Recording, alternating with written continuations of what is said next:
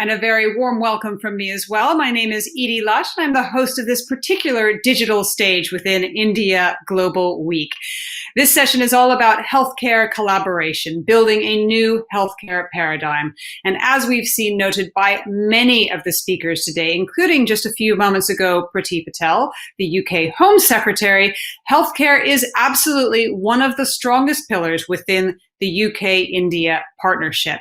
Partnership was one of the things that we heard Prime Minister Modi talk about as well when he opened the UK-India Week conference yesterday. So to build a little on what we'll talk about today, coming out of the most challenging health crisis in a century, the opportunities of importance of collaboration is critical. COVID-19 has highlighted how much we rely on healthcare workers, our creaking, overburdened systems, the importance of digital solutions, and the collaboration on vaccine solutions and production. What this session will be about, first we'll go to a conversation that I had earlier with Matt Hancock, and then I will hand over to our panel, and our panel will be very expertly chaired by Dr. Aman Puri, the Consul General of India. So I will now toss to a conversation that I had earlier with the Secretary of State for Health and Social Care in the United Kingdom, Matt Hancock. Welcome to this India Global Week session on healthcare collaboration, building a new healthcare paradigm. I'm Edie Lush. I am delighted to welcome to the stage Secretary of State for Health and Social Care, Matt Hancock. Before his current role, he served as Secretary of State for Digital, Culture, Media, and Sport. And that digital aspect has been vitally important during the pandemic. Speaking of COVID-19, for those of us in the UK, there were days during the pandemic when my family and I huddled around our televisions, waiting for the Secretary to appear. There were some very dark days when the Prime Minister was in hospital, and I will never forget the moment when the Health Secretary said, COVID-19 is in retreat in the UK. And that was exactly a month ago, 9th of June. Today, we're going to focus on the importance of the relationship between the UK and India. That's a good place to start, COVID-19. So first of all, Secretary, tell me about the collaboration between the two countries in healthcare. Let's start with most recently during the crisis. Well, yes, during the crisis, there's been incredible collaboration between the UK and India, especially in two areas. The first is health tech, and India, of course, is a tech powerhouse.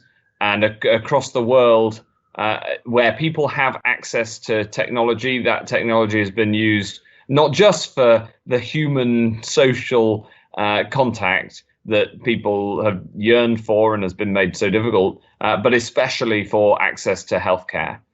We've seen in the UK a radical increase in the amount of telemedicine. The proportion of our primary care GP surgeries offering video conferencing has gone from 3% to 99% during this crisis, and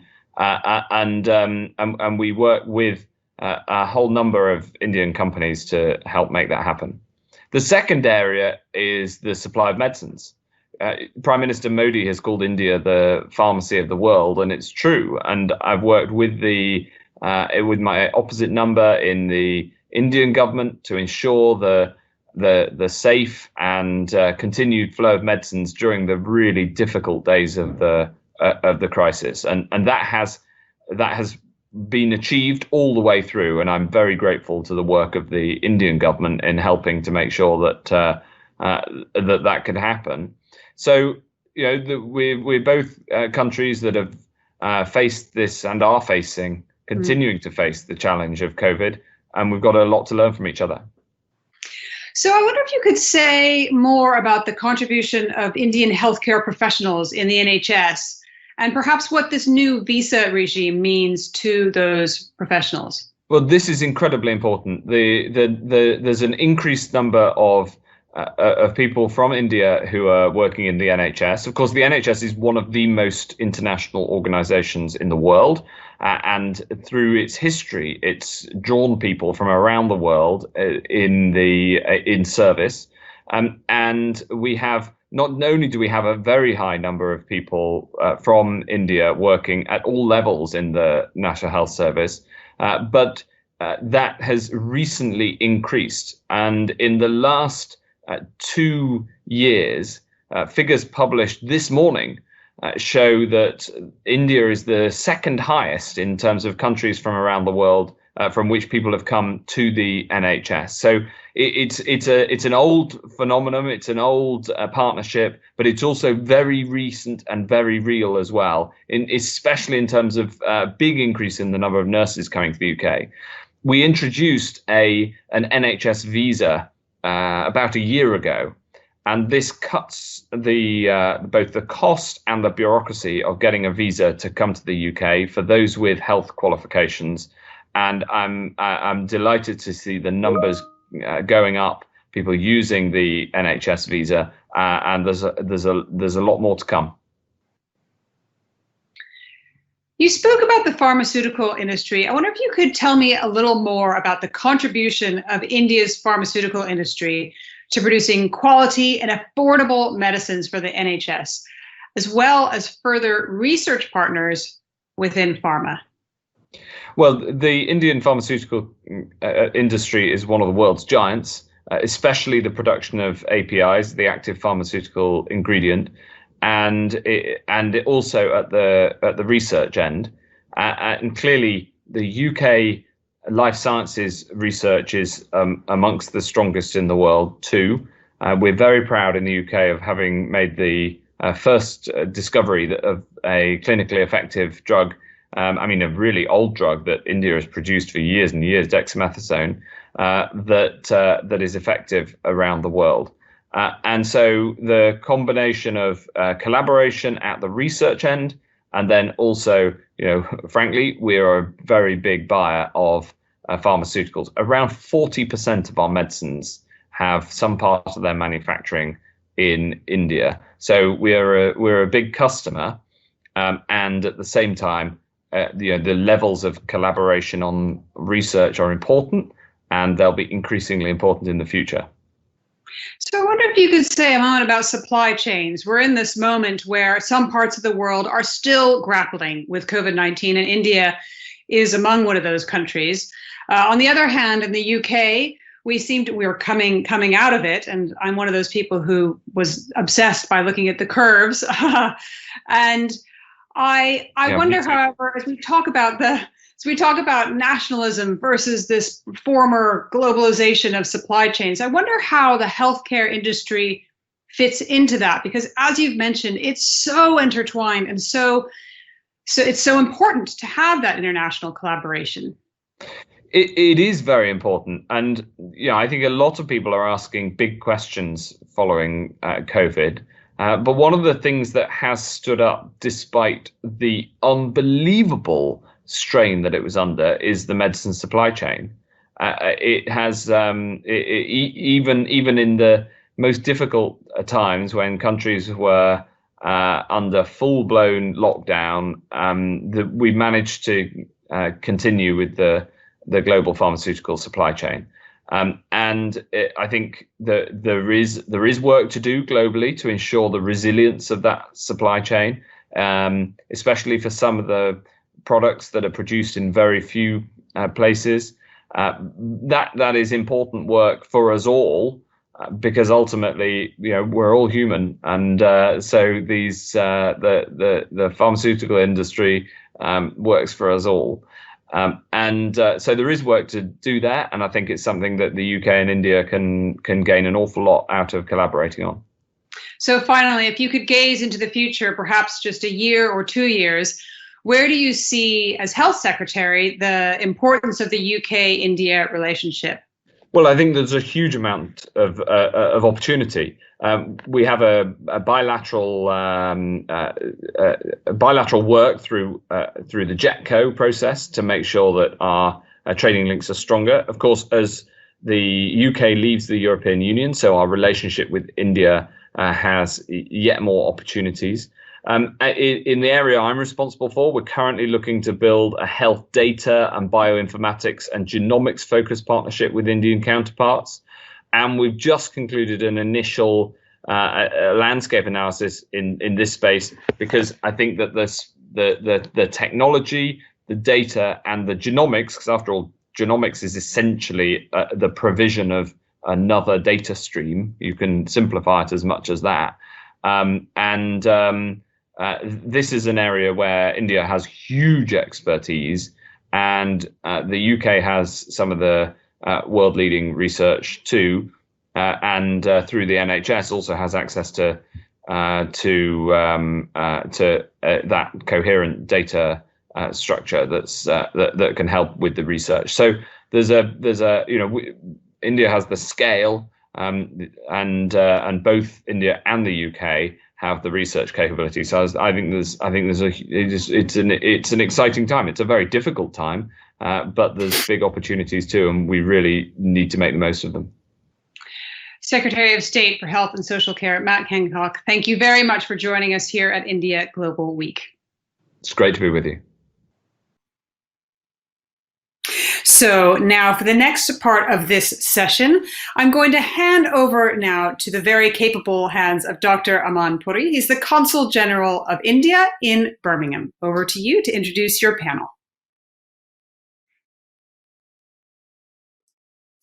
Thank you, Edie. Namaste. Very good morning, ladies and gentlemen, and good afternoon to our panelists and viewers joining from India. I would like to thank Manoj Ladwa for bringing all of us together on this platform from different parts of the world. Very special thanks to Right Honorable Matt Hancock, Secretary of State for Health and Social Care, for sharing his valuable insights and for committing his support to UK-India Healthcare Partnership. This session, Healthcare Collaboration, Building a New Healthcare Paradigm, is very timely as the world faces an unprecedented healthcare crisis due to the pandemic, as the global economy is being held hostage to COVID-19, and the revival of the economy demands us to find effective solutions. It is therefore imperative for health systems across the globe to pool their resources, to work together to find solutions, and to strengthen health systems to emerge stronger in a post-COVID-19 world. I would now like to formally welcome and introduce the distinguished members of our panel today. Leading from the Indian side is Principal Scientific Advisor to Government of India, Professor Vijay Raghavan.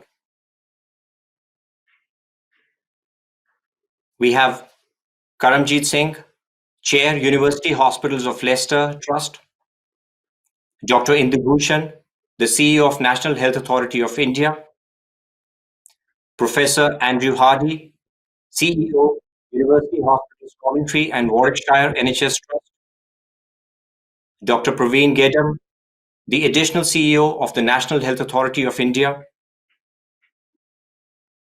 joined from Mumbai, Her Majesty's Trade Commissioner from South Asia, and British Deputy High Commissioner for Western India, Alan Gemmell. We are pleased to have Dr. Sangeeta Reddy, the Joint Managing Director of Apollo Hospitals.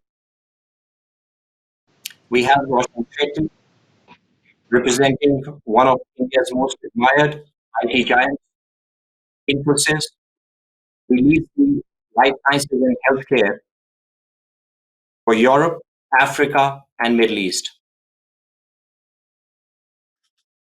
We have David Hyton, the Chair for Maidstone and Tunbridge Wells NHS Trust. And finally, Madhukar Bose, who is leading on digital health and South Asia from the Department for International Trade, the British government. Now I would like to bring in Professor Vijay Raghavan to speak about his experience of combating the COVID-19 pandemic crisis in India and what the opportunities and possibilities he sees collaboration between UK and India.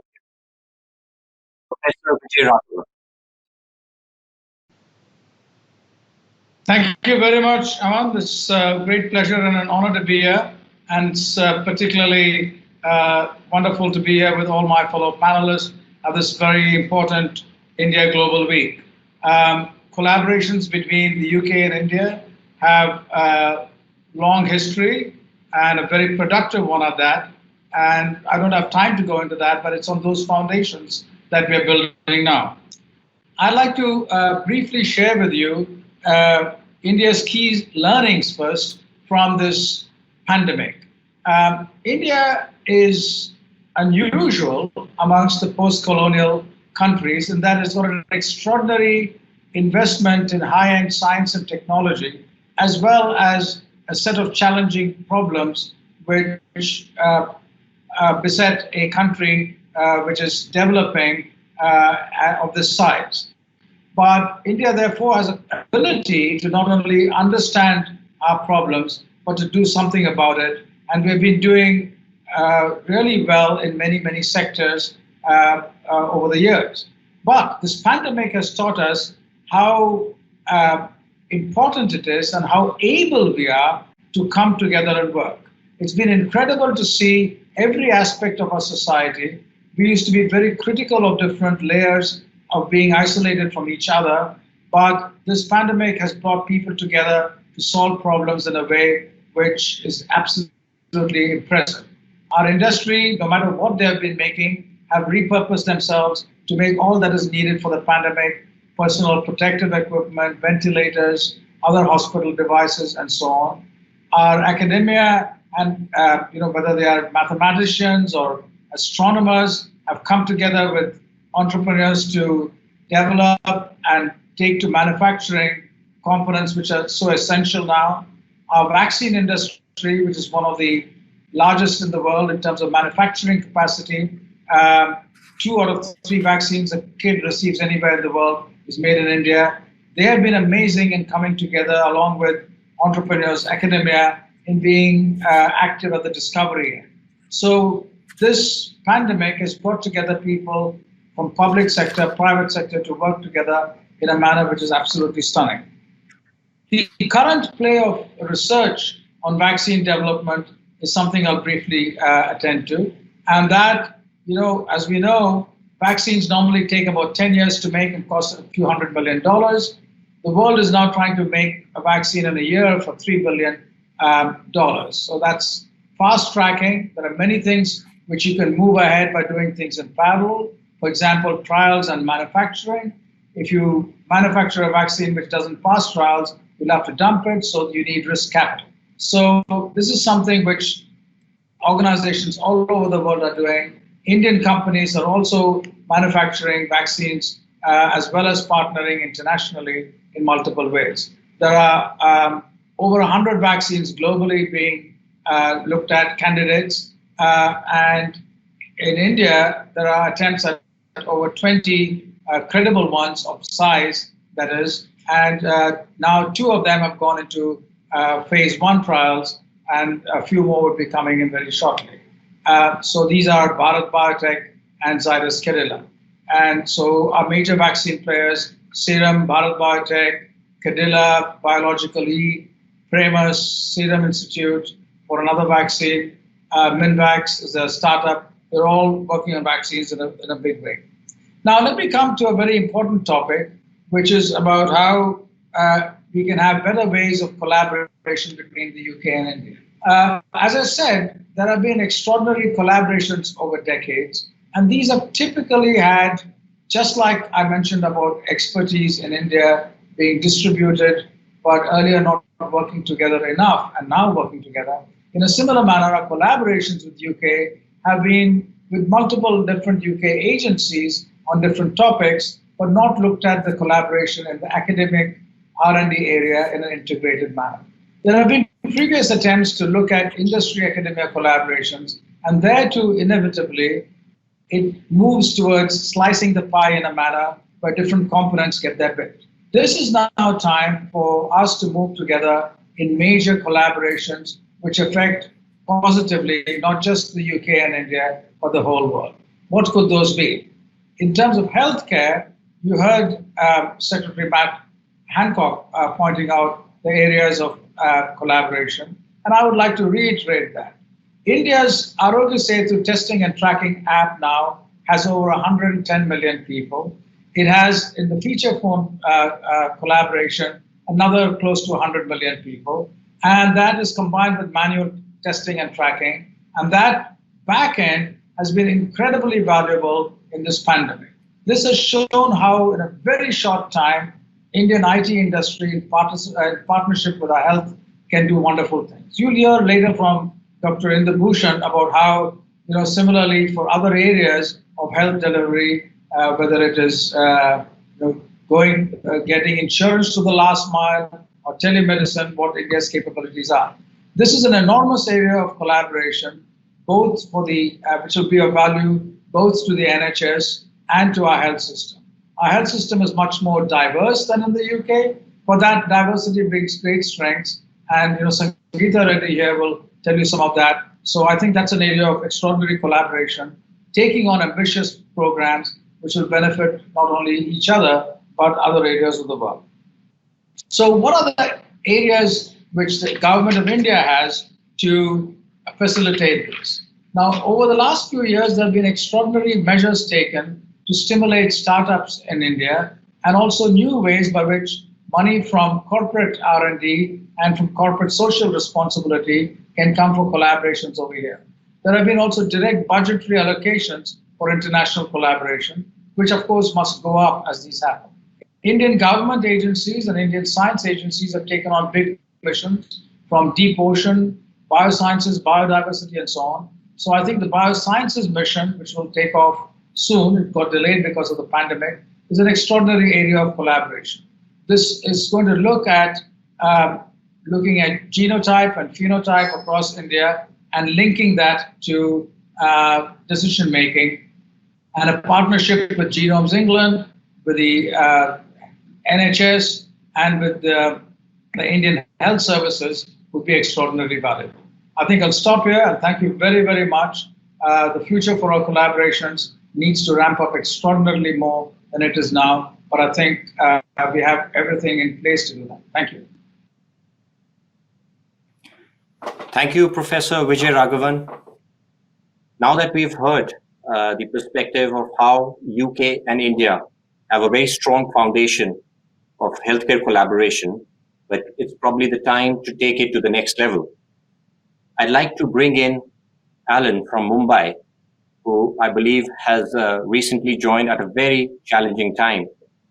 So Alan, from your perspective sitting in Mumbai, how do you see India's handling of the COVID-19 crisis, bringing up some lessons perhaps for health systems globally?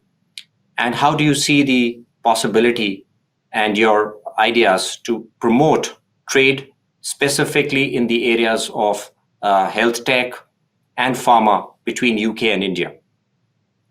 Well, thank you very much.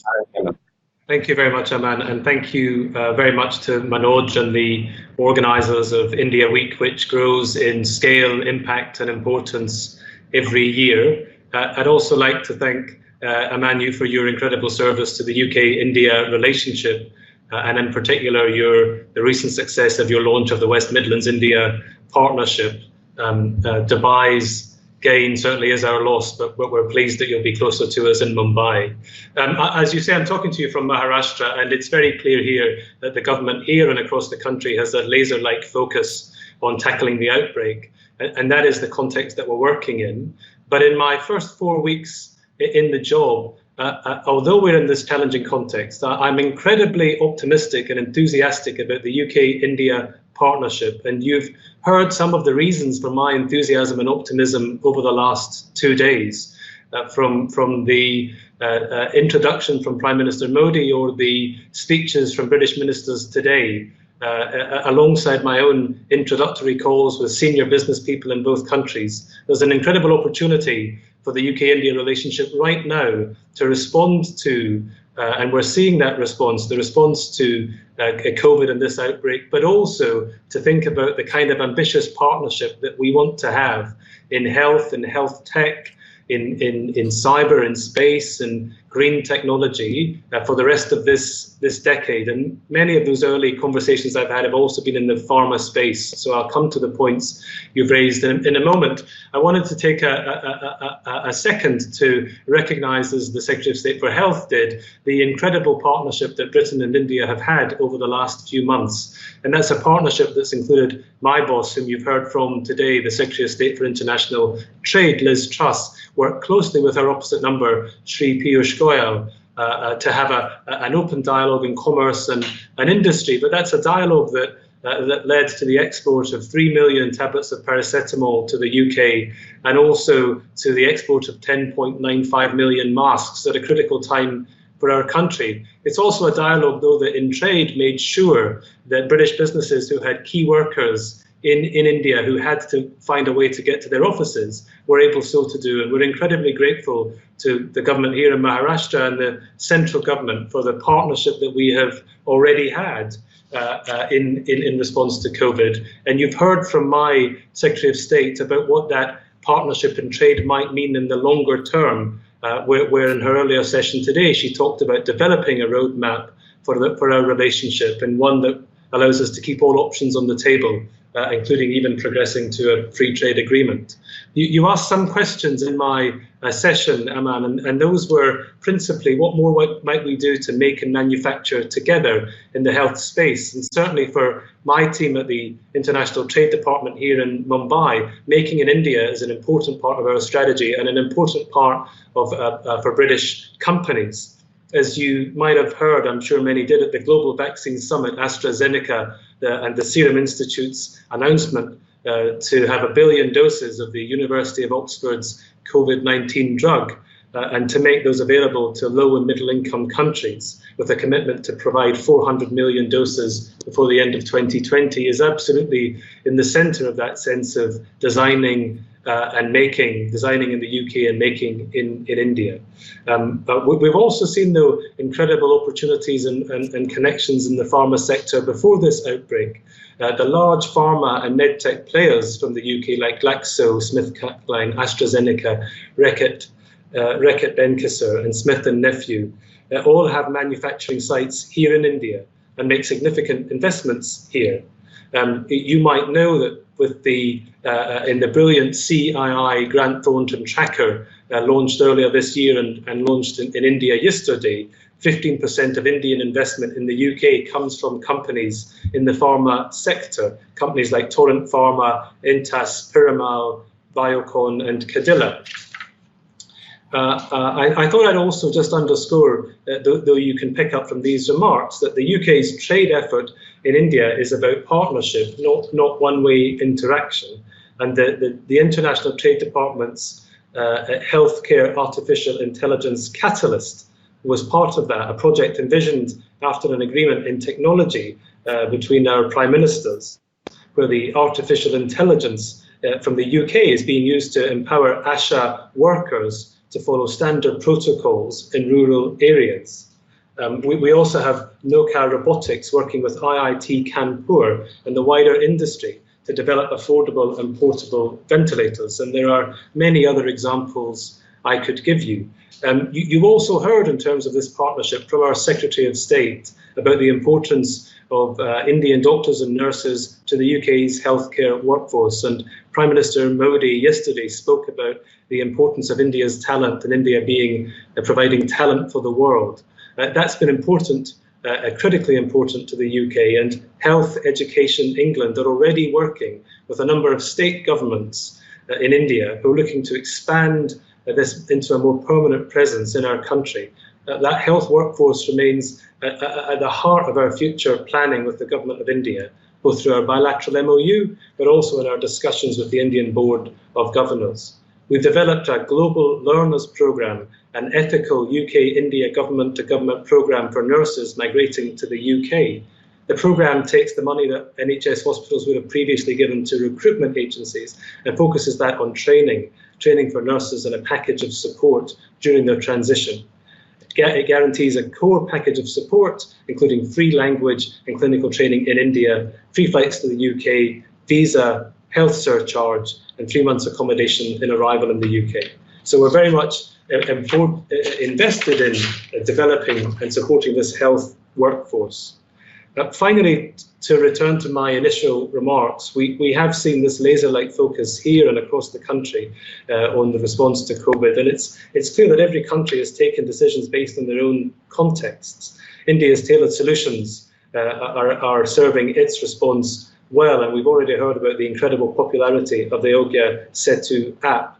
In addition, we've watched as the domestic PPE manufacturing industry has grown from a very small amount to almost 500,000, 5 lakh pieces a day, an incredible transformation in response to this outbreak. Overall, as I say, we see an opportunity for an ambitious and optimistic partnership between our countries, and we hope to continue to build that together. Thank you for involving me today. Thank you so much, Alan. Very important to have your perspective. And I would like to come back to you during the course of our interaction once we've heard all the panelists. Now I'd like to bring in Dr. Indu Bhushan, who is running the world's largest government-funded healthcare insurance program. And NHA is uniquely placed to partner with its counterpart NHS, and it's also been playing a very critical role in handling and combating the COVID-19 crisis in India. Dr. Indu Bhushan. Thank you very much, Aman. And I've always admired your sense of focus and the way you organized this whole forum and also in previous years. So thank you very much. And thank you very much for inviting me to this forum. The current pandemic, of course, is a great big tragedy. It has led to unmeasurable human suffering, wiped out several trillions of dollars from the face of the earth, and reversed several years of development gains in terms of poverty reduction. However, I believe, like other crises in the history, it is forcing us to evolve, reorganize, and come out stronger than before. As you may recall, that after the earthquake that hit Gujarat last decade, or Kathmandu in Nepal, or after 9/11 attack in USA, the countries came out stronger and better equipped to manage such disasters in future. Similarly, when SARS hit East Asia, all the countries in East Asia strengthened their public health infrastructure, expanded their financial protection for health, intensified their infectious disease surveillance programs and management programs, and deepened the regional cooperation for sharing of information. And that preparation that they did for SARS is showing now, and their response to the current crisis, current pandemic actually has been very strong. And although this pandemic has started from South China, and countries close to South China actually have not been affected as much as other countries, precisely because they were prepared because of the SARS and they could respond to it much better than others. I also believe that the current crisis is going to be forcing all of us, and we'll be changing several things for good. And in this forum, I would like to raise 3 points which I believe will happen. One, there will be a greater focus on universal health coverage. Of course, it's a major global health goal and part of SDG 3.8, but it has become even more important and urgent than ever before. The crisis has shown that not only poor, but non-poor are also suffering on account of accessibility and affordability of healthcare services, because cost of treatment is high even for non-poor. While we all understand and widely agree that strengthening primary healthcare is important, but at the same time, we can't neglect the secondary and tertiary care. The current pandemic has revealed the importance of developing the inpatient capacity. Moreover, the management of non-communicable diseases is equally critical, as people with comorbidities are suffering more than others in the current crisis. Thus, expanding financial protection for health for all, with strong focus on non-communicable diseases and strong focus on inpatient care, is important. And I believe that this crisis will lead to expanding the coverage, both in terms of number of people covered, but also the number of health conditions covered. Second thing that is likely to happen and should happen because of the crisis is there should be greater emphasis on digitizing healthcare. This has emerged as a centerpiece for stronger surveillance, as Professor Raghavan mentioned about Arogya Setu and other efforts, but also for continuing the delivery of healthcare in such times. Telemedicine, as was mentioned earlier, is helping the sick to stay connected to the healthcare services in these times when the physical connection with doctors is not feasible. At the same time, critical data is being collated and analyzed in helping and sharpening the focus and the focused response to the pandemic. We in India have accelerated our efforts in this direction, and we have just launched a national digital health mission, which is going to be digitizing the entire ecosystem surrounding health. We are going to be providing unique health ID to our citizens. We are going to be providing, having a registry of doctors. We are going to be having registry of all our health facilities, and we are going to be creating electronic health records and personal health records, which will help in terms of improving the quality of services. It will be making services more accountable, at the same time providing data for analysis and for better policies. Third thing that has been the theme of this forum so far is that we have to focus more on better coordination and cooperation among countries, including, of course, neighboring countries, but globally. We need to have more effective systems for sharing of information and data. We have to have more effective system for more coordinated surveillance and sharing of research outcomes, including data on vaccine development. These international public goods should be shared systematically through stronger regional cooperation mechanism and also global cooperation mechanisms. We need to institutionalize sharing of knowledge between countries, including between India and UK. I believe we can learn a lot from each other in areas of both digital health, and healthcare reforms, including universal health coverage. We see NHS as a great model and established model, and there are many lessons that we can learn from NHS. At the same time, as Professor Raghavan mentioned earlier, UK probably can have some lessons from us in terms of digital health. Just to conclude, as Churchill famously said, never let a good crisis go to waste. Let us all resolve to combat the current crisis and not let it go to waste. We should resolve to build back better and come out of it much stronger and resilient. Thank you very much for inviting me. Thank you, Dr. Bhushan. Very encouraging words. And I would even say that the UK-India healthcare collaboration is a building block for global healthcare collaboration.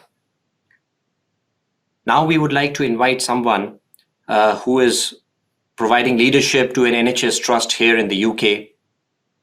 In a personal capacity, he has been visiting India, supporting healthcare ventures in India, and has also initiated a unique framework for sending British trainers to India to help train the workforce, which can then serve in India and also come to serve in the NHS.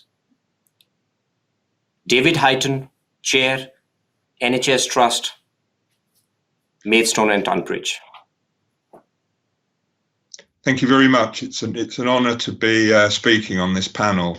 I have two personal perspectives to share. Firstly, as a relatively modest investor in an Indian healthcare company in my past, and secondly, as chairing a hospital which has recently recruited more than 250 Indian nurses in a number of different ways.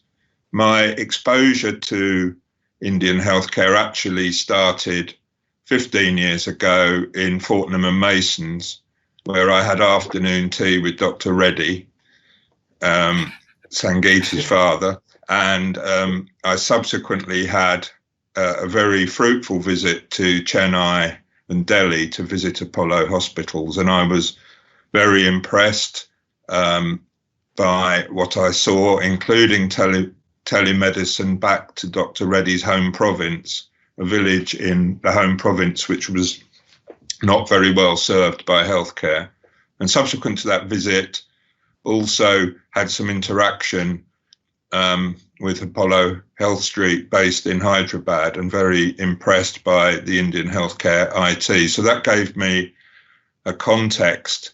So by 2010, when a UK colleague of mine who's originally from India formed a company, I was a modest investor and a director and shareholder in Clearview Healthcare, which was trying to bring in therapeutic and diagnostic capacity in some of the newly emerging Indian hospitals.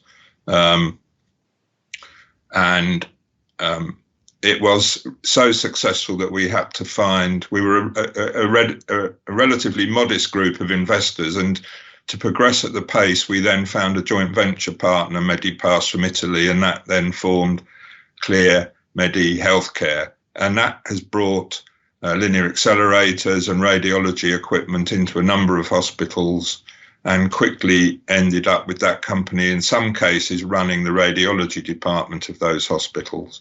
And the modest group of investors exited in 2014 and sold our shares to Medipass. So I'm really pleased to see how well Clear Medi has done since then. And I think it's really important that the emerging hospitals had the access to the most up-to-date medical equipment. As an investor, I found it actually relatively easy to invest in India and to pay my Indian income tax when I exited under the UK-India reciprocal tax agreement.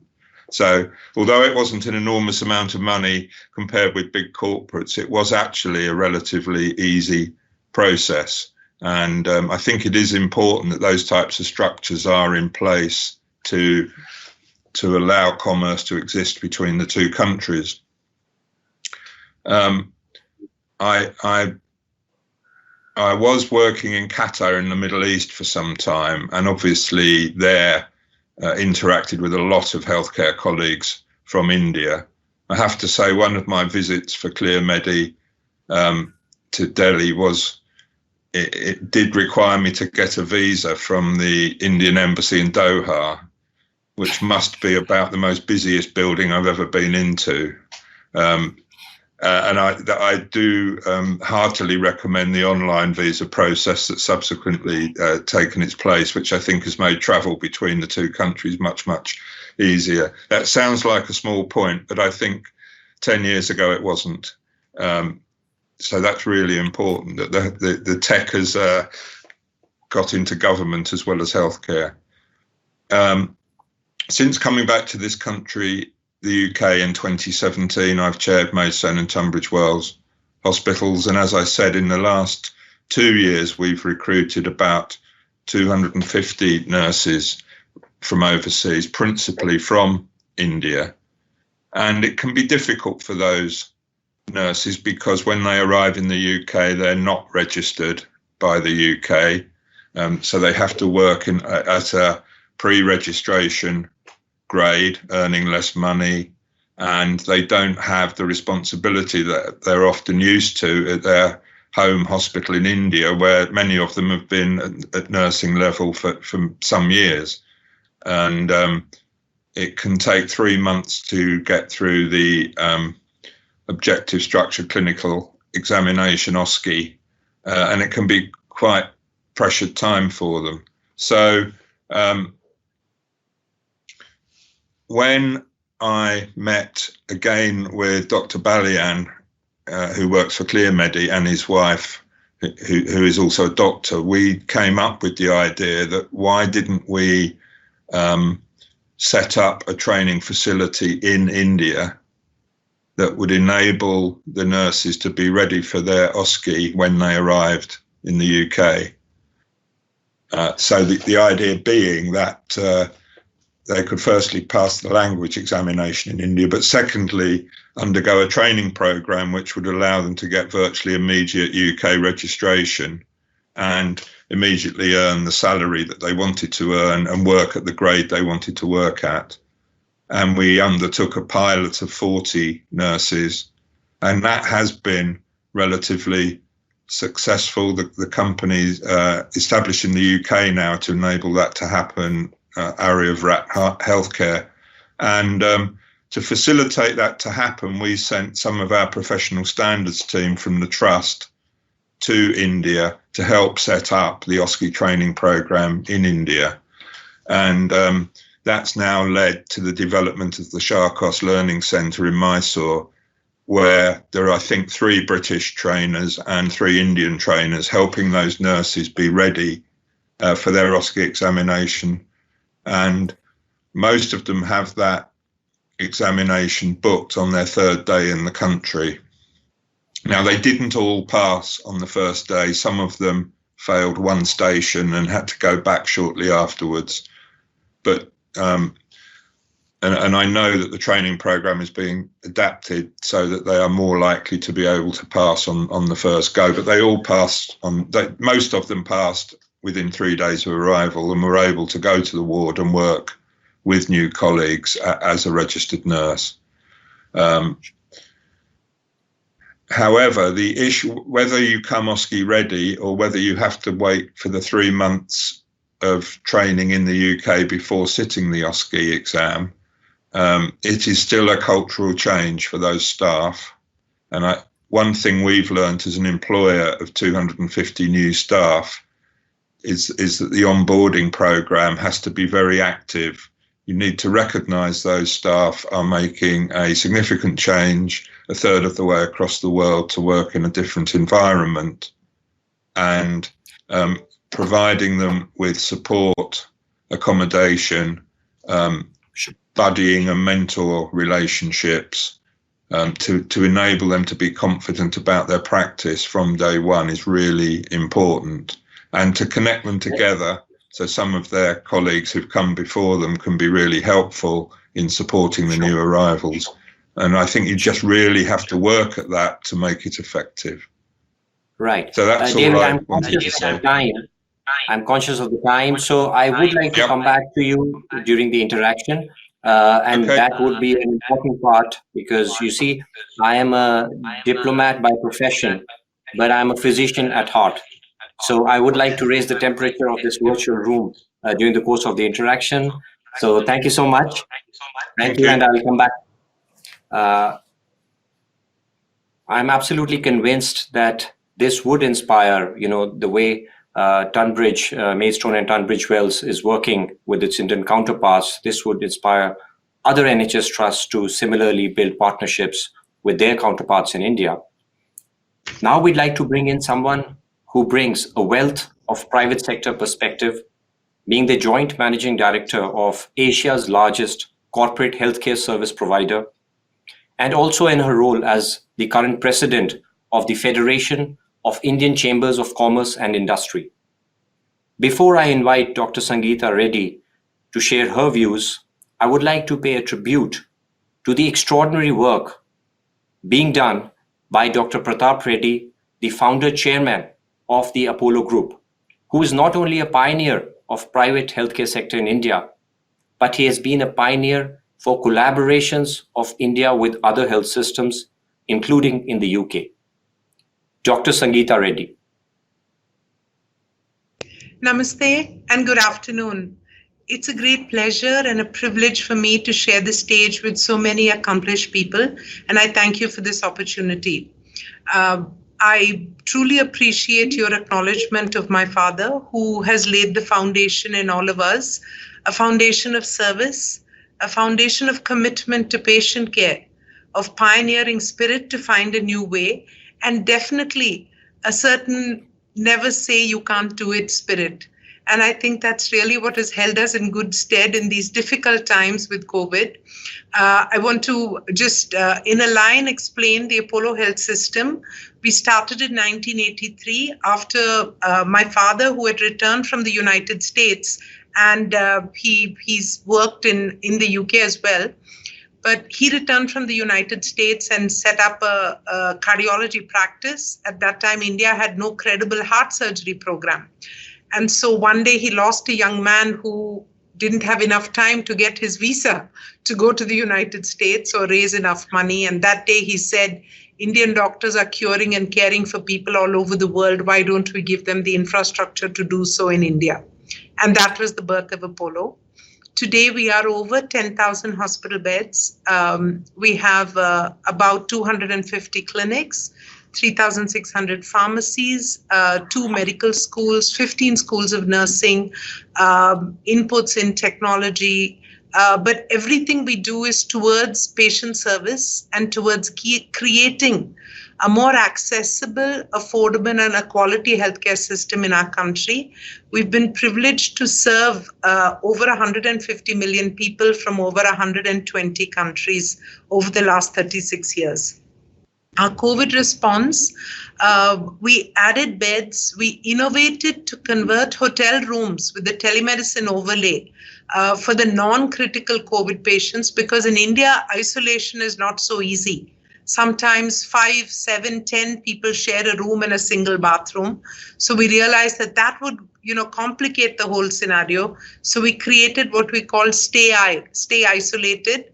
Stay in a hotel facility or stay at home has become a major success story because of the telemedicine layer. And at this point, I want to thank Mr. Indubhushan and the Indian government. Mr. Hugh, thank you for David Hyten. Thanks for mentioning your visit to Apollo Delhi, where you saw the connection with my father's village. That was done 20 years ago. But over the last 2 months ago, the country formally passed the Telemedicine Act, which we had been requesting on, working for, and now telemedicine has really become mainstream in our country. You can visit a GP over teleconsult. You can see a doctor 24/7, but you can also have a high-end, high-quality tumor board review or get a second opinion service from a very well-qualified neuroscientist. And you can do that at 1/10 of global prices. So I believe the skill and the capability of the Indian clinician is now going to be available all over the world. And we look forward to a major scope of sharing this capability with the world. Now, in the paradigm of health, changing the health paradigm and collaboration, I want to quickly just say 3 or 4 things because I know many of these are thoughts which could be explored by the very well qualified and the people who are on the platform and in the audience.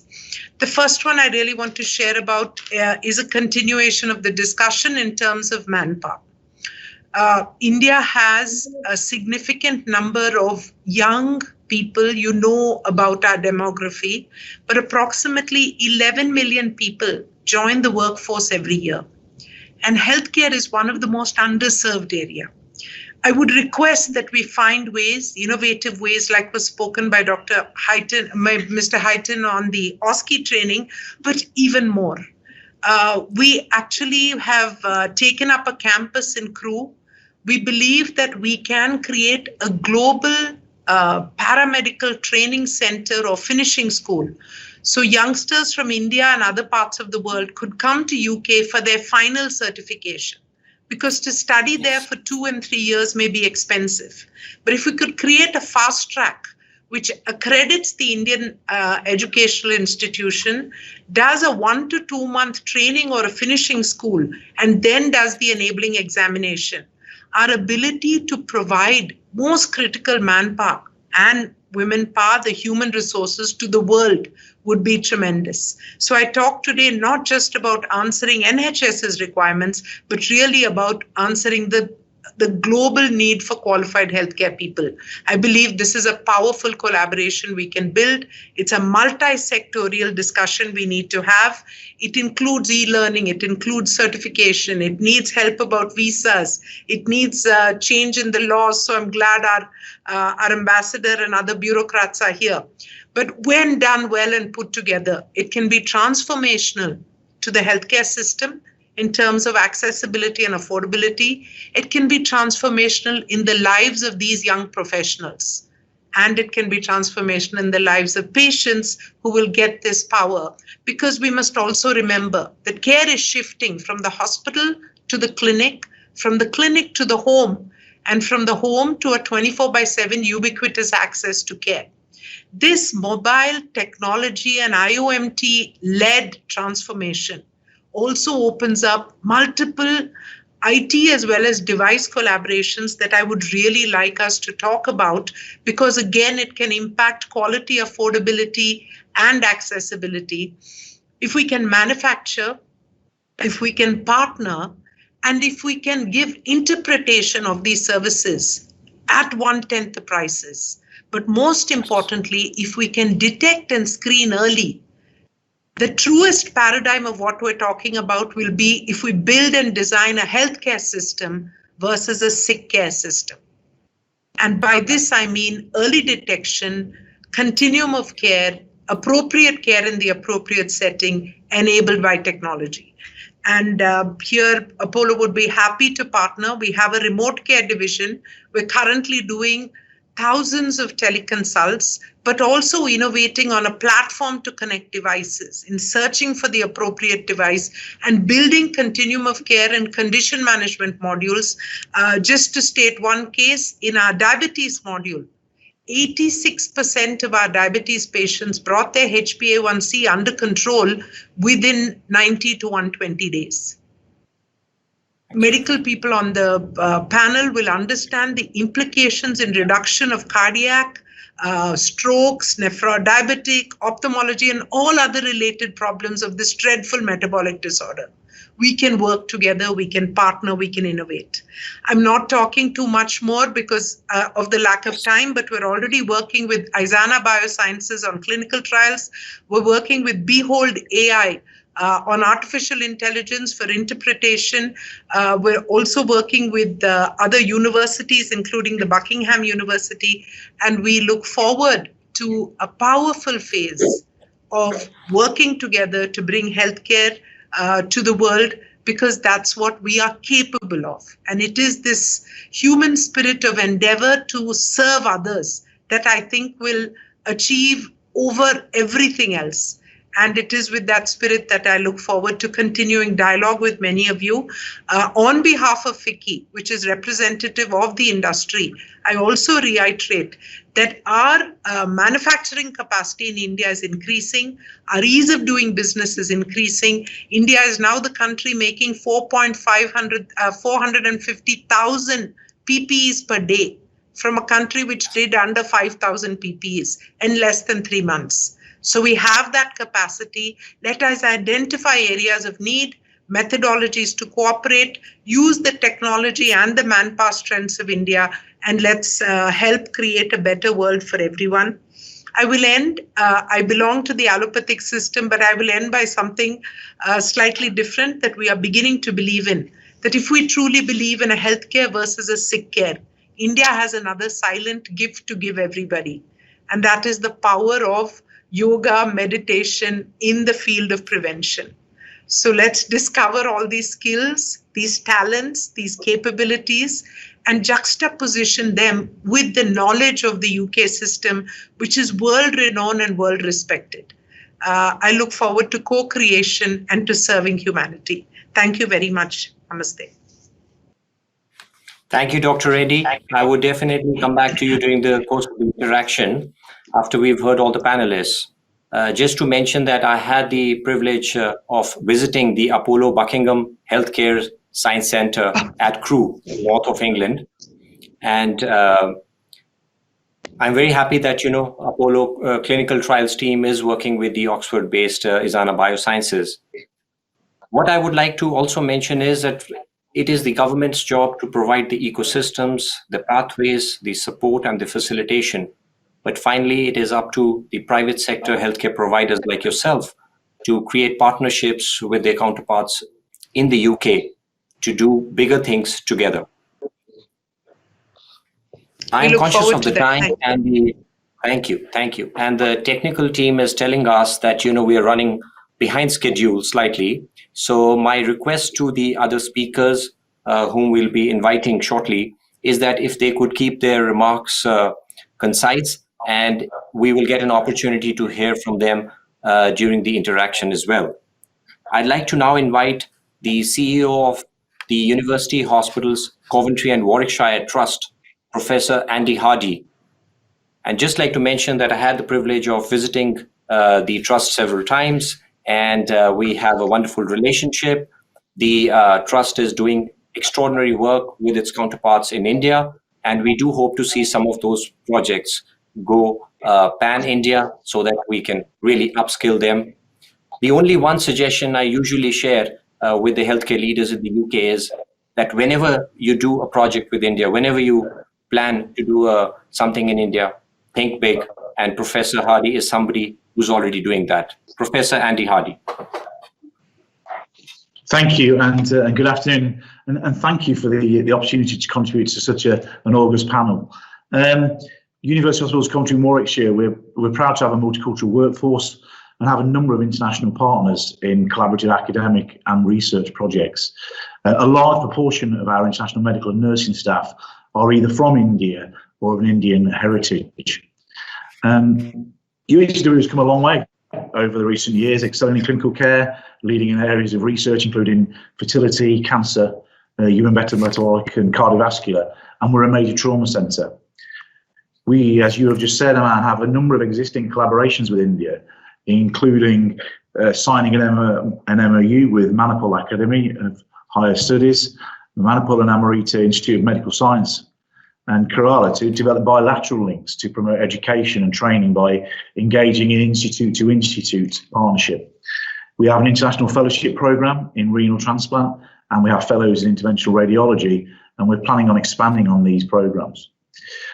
Alongside the University of Warwick Medical School, we've collaborated with the government of Kerala and the Tata Trust to set up the first of its kind Apex Trauma Simulation Centre in the capital city of Kerala.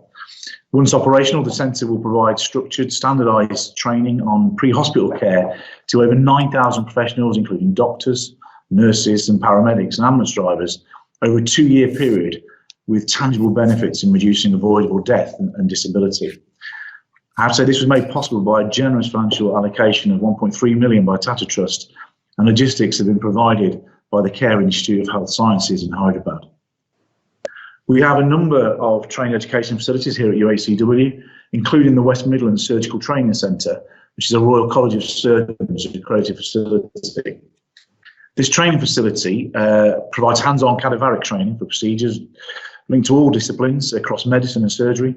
It allows us to test innovative technical applications like robotic surgery, in addition to conducting masterclasses allied to live transmission from operating theatres. We have established links, including teleconferences with JITMA, Pondicherry, as well as the Manipal Institute of Higher Education. I believe opportunities exist to widen this scope across special associations, for example, the Association of Surgeons of India, and other universities and medical colleges, enhancing the standards of both medical and nursing professional development for all of us. In addition, I think there's a vast majority to exploring the delivery of leadership and healthcare management for health professionals, using our partnerships with Coventry and Warwick universities. I'll be moving on quickly, thinking about what we've been doing due to COVID, and hearing a number of speakers talking about telemedicine. And we've seen a massive acceleration of the use of telemedicine during this period. And if I think about outpatient elective clinics, our use of telemedicine was less than 5% going into COVID. It's now over 48% of all our clinics being undertaken either on telephone or video. We've been using remote monitoring patient blood sugar readings to reduce the amount of in-person appointments needed for ladies who have gestational diabetes. Our therapist teams have been using telemedicine to deliver advice, education and actual exercise tuition via videos following referral from our trauma teams. I think we have a real opportunity to develop ways in which professional colleagues from India can help deliver some of those telemedicine services. And in order to do that, we're looking at how we can further recruitment. We have established online and virtual interviewing techniques. We have established induction training. So we have common standards and common training for our doctors and clinicians wherever they are in the world, not just here in Coventry. And we're currently working on governance models and performance management processes. So consequently, I see a real possibility for even greater work and collaboration with our Indian colleagues over and above that we're already very, very proud of. So in the interest of time, I'll leave it there, and I look forward to the panel conversation later. Thank you so much, Andy. Thank you. I'd now like to invite additional CEO of the National Health Authority of India, Dr. Praveen Gedam. He's been supporting the India-UK partnership. He was also able to attend the second India-UK healthcare conference held in Birmingham this February. Dr. Gedam, I'd like you to focus on the partnerships which NHA is building with its counterparts in the UK, the University Hospitals Birmingham NHS Trust, which happens to be the single largest integrated critical care center in Europe, and its NHA's collaborations with other counterparts. Thank you. Professor Gedam. Thanks, Dr. Aman, for having me here, and thanks to the organizers. As you may be aware, the National Health Authority of India is implementing the Ayushman Bharat, world's largest government-sponsored scheme for health insurance covering 540 million people. And this scheme, launched in 2018, has grown now manifold and has successfully established the wide network of 23,000 hospitals and has provided treatment to for around 11 million treatments so far. And this has helped us set up a safety net for vulnerable section of Indian population who have historically relied only on public health facilities for inpatient treatment. It's worth mentioning that around 2/3 of healthcare expenditure in India goes to private. But when it comes to inpatient treatment, the sector has predominantly catered to upper middle class and upper class of the society. And Ayushman Bharat has been a game changer in a way that it has created a demand shock by providing the capacity to purchase healthcare to 540 million people. And this has brought about a new opportunity for private sector to invest and create health infrastructure and help improve the quality of healthcare in India. I think this is one area where India-British collaboration can grow further. NHA has rich database which can serve as a reference points and will help the private sector to make the evidence-based decision making when it comes to future investments in healthcare. In addition to this, as touched upon by our CEO, Dr. Indu Bhushan, we would like to also brief about the opportunity in digital healthcare, which is likely to play a pivotal role in redefining the ways and means in which healthcares are provided. In last few years, India's financial systems has made great strides in financial inclusion through various initiatives of the government. And we have also seen strong innovation from the private sector in various other sectors like digital finance and transactions. And also India is already recognized as one of the world leaders in the tech space. So I presume that we are at a stage to leapfrog in this sector. The ongoing COVID crisis has also emphasized the role that digital health can play, and India's capabilities, I presume, given the size, economy, the groundwork done so far, and Jan Dhan accounts, Aadhaar cards, which basically are unique identification using biometrics, mobile phones, the three are popularly known as Jam Trinity. It has laid down a strong foundation on which such an ecosystem can be developed, and we at NHA India are proud to tell that we have started the process of National Digital Health Mission, one of its kind in the world. So that and we shall soon be, I hope that reaping the benefits of this particular initiative. NHA has been in discussion with UK counterparts, particularly University of Birmingham, and we have already identified areas of mutual collaboration, as has been explained by Dr. Aman Puri, and we look forward to collaborate further. NHS UK has been the flag bearer of providing healthcare and has rich experience of over 7 decades and has implemented several innovations in digital health space through their vertical spine, NHS spine. I think we can collaborate further, and given our respective strengths and experiences, I feel two countries are in a position to enter into a close working relationship in the healthcare, including infrastructure strengthening, capacity building, and digital health. And this is going to help not only the two but also lay down a path for innovations for the rest of the world. I think with that, I will conclude my couple of words and thank the organizers once again for inviting me to this August gathering. Thanks. Thank you so much, Dr. Gedam, and wish you all the best for the partnerships you're developing between India and the UK. I would now like to invite Karamjit Singh, Chair, University Hospitals Leicester NHS Trust, one of the largest trusts in the Midlands and also in the UK. Karamjit, I would just request if you could particularly focus on some of the upcoming projects, some of the areas where you feel a complementarity between UK and India, and we could discuss some of the other points during the interaction. Karamjit Singh.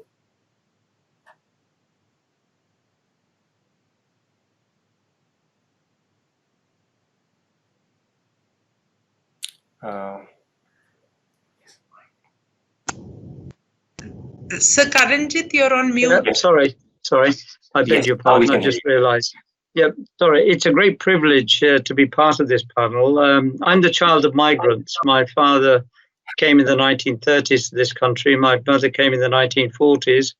But we've maintained that link with India, and at least once a year, if not twice a year, I try and go back to the Punjabi village and live in the house that my great-grandfather built over 80 years ago. So I think that, yes, we are a large trust. We have over 2,000 beds and £1 billion annual operating turnover, 16,500 staff. 36% of our staff are from minority ethnic groups. Mainly, a large component of those are from Indian heritage. And we have a very close relationship with our local university, which has been ranked as 5th in the UK and 20th globally in terms of the Shanghai Global Rankings for clinical medicine. So many of those researchers are clinicians in our hospitals in areas like diabetes, cardiology, and respiratory diseases. Now, the largest number of volunteers in the UK were recruited in our hospitals as part of the clinical trials for dexamethasone, and many of our medical staff were part of that research team. And of course, all of you will be aware of how that particular use of that medicine has reduced deaths, mortality by up to 1/3 on ventilators and up to by 1/5 on oxygen. And we've just received funding for a national study for a joint university hospital venture to research the long-term impact of COVID-19 on patients. And we'll be doing this by analysing advanced imaging, data collection, analysis of blood and lung samples. Now, how can we collaborate together? I think there are 4 key areas. One is the human bridge that already exists between our medical and nursing staff and India. So we have consultants doing voluntary medical work in India, supporting medical charities and hospitals. They're teaching their professional development in institutions in India, hosting trainees from India. And we can clearly scale this up and create institutional partnerships. And we want to do that very much because a number of the speakers have talked about national initiatives. I think we need to develop institution-to-institution relationships. I think that we also feel we can share our experience of physical reconfiguration of estate. We've recently been announced that we will be receiving 450 million to reconfigure our physical estate, and particularly issues like environmental sustainability, the planning of this, the digital capacity, the use of space. We think that's something we can perhaps learn from India as well as share. The third area is that we've been talking about the immediate COVID-19 crisis, but we need also to think about restoration, a reset of services, and how we can learn from each other, and also how we plan for some ongoing pandemic capacity. And our current ambition, let me say, is to make 70% of our outpatient clinics focusing in telemedicine. Now, for us, that is literally 1 million outpatient episodes a year. So we're talking of 700,000 of those being undertaken by telemedicine. And we already are in the 50% plus category, so we will be moving to that rapidly. I think the fourth area is collaboration through research and clinical trials. We feel that this can be scaled up, and when you think about the diversity of the population we have, that we serve 1.3 million people through our hospitals. We feel that there are clearly links in terms of, and we have a section that was involved with 100,000 genome project as well. So we clearly have, those sort of linkages there. So in concluding, I mean, I've witnessed the evolution of the UK-India partnership in health over the past 3 years. I look forward to us hosting part of the annual UK-India Health Conference next year. And I also want to say that this is not a one-way relationship. I believe here in the UK, we can learn a lot from India, particularly in terms of how you guard innovation is being applied in the health sector, in terms of how can you bring simplicity, how can you raise quality, and how can you become more efficient. And I believe that the NHS can learn from India as well. Thank you. Thank you so much, Karamjit. Thank you so much. Without sounding unfair, I would just request the next two speakers to please stick to about 2 minutes each so that we have time for a quick final thought from each of the participants during our interaction.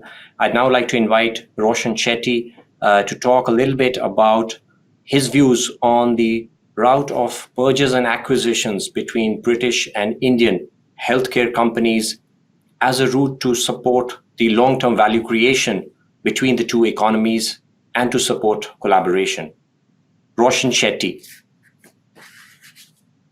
Thank you, Dr. Aman, for giving me the opportunity to kind of be amongst the panel members who are an elite set of actually individuals in their own rights. Coming to the topic that you have actually asked me to give my view on. Firstly, I feel that the pharmaceutical and the medtech industry in both countries is very complementary to each other in terms of their focus, competencies, and innovations.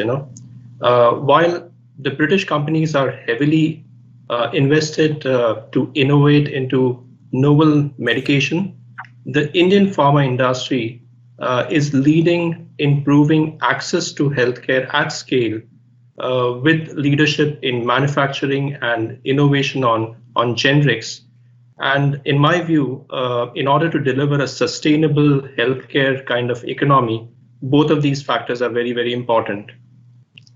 I think with the large software talent pool and the vibrant kind of ecosystem that you have on startup, the huge potential to accelerate on technology and lead transformation in healthcare systems is of prime importance. And I think many of the panel members have actually talked about digital health being kind of very important. So tapping into the talent and the startup community to bring new opportunities from both the British and the India pharma and medtech companies will be very critical.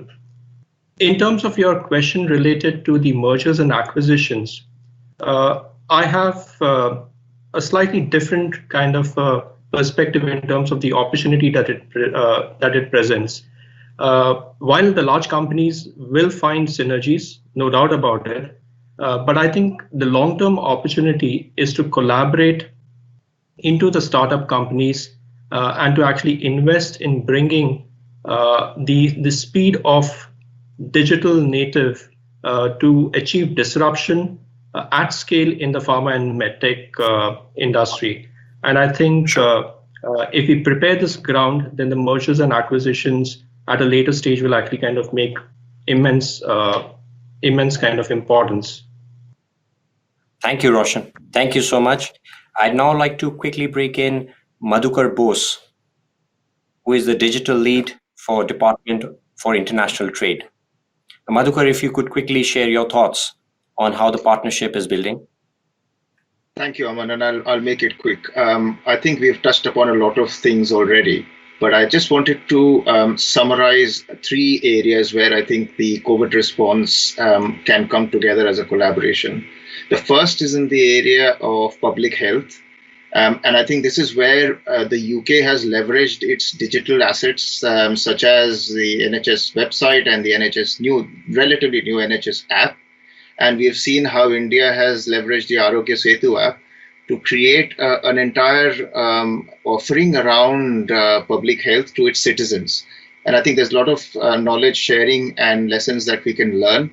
Innovation is not just about creating new things, but it's how you take what you have and really maximize its adoption and use. The second area that I wanted to talk about was this entire area of remote management. And I think that touches upon a lot of things, starts from the first contact that a patient has with a health system. So the NHS moved towards this philosophy of total triage. No matter whether you are contacting a GP practice or a hospital trust or whatever it was, you had to first undergo a set of questions that identified your need and routed patients to the right part of the health system. And this has been absolutely key. It has been automated, and so there's an element of sort of AI and intelligence built into that, which is absolutely key. And that AI again is a key theme that goes across this remote management layer. Sangeeta mentioned Behold.ai.